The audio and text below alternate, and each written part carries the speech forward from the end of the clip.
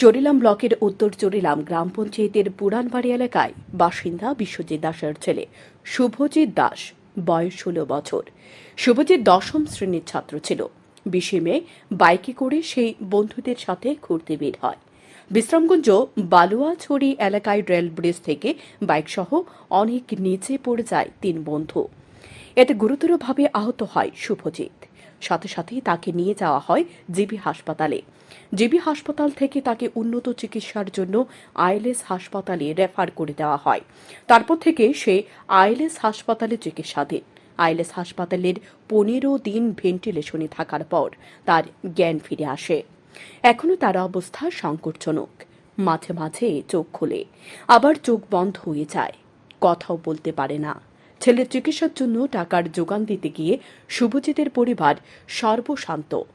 শুভজিৎ এর মা কান্না করতে করতে জানান, এখনো পর্যন্ত শুভজিতের চিকিৎসা করাতে গিয়ে 14 লক্ষ টাকা ব্যয় হয়েছে।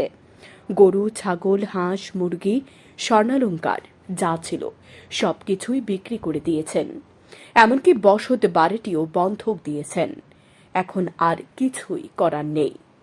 একমাত্র ছেলেকে উন্নত চিকিৎসার জন্য বহিরাজ্যে নিয়ে যাওয়ার সামর্থ্য নেই। একমাত্র ছেলের চিকিৎসার জন্য অসহায় মা কান্না করতে করতে মুখ্যমন্ত্রীর নিকট করজোড়ে প্রার্থনা করেছেন।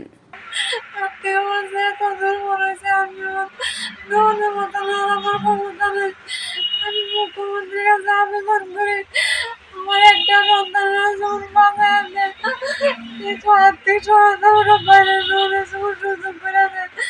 আমার আর কিছু চাই না। আমি আর এটাই আমার বক্তব্য।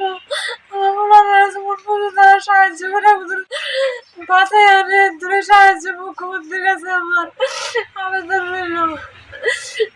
এখনো কি আইএলএস ভেন্টিলেশন ভেন্টিলেশনে আছে। আজকে 27 দিন যাবত চোখ খুলে আমার চোখ বন্ধ করে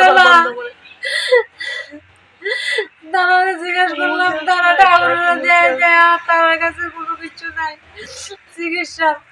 আমি ওর বাইরে যাওয়ানোর মতন আমার এ পরিস্থিতি নাই।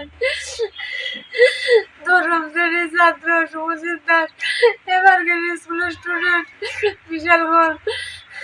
বর্তমানে আইএলএস হাসপাতালের মৃত্যুর সঙ্গে পাঞ্জা লড়ছে শুভজিৎ। অর্থের অভাবে শুভজিতের চিকিৎসা বন্ধ হয়ে যাবে এমনটাই মেনে নেওয়া যায় না। এখন দেখার মুখ্যমন্ত্রী শুভজিতের চিকিৎসার জন্য সাহায্যের হাত বাড়িয়ে দেয় কিনা। শান্তন টিভি।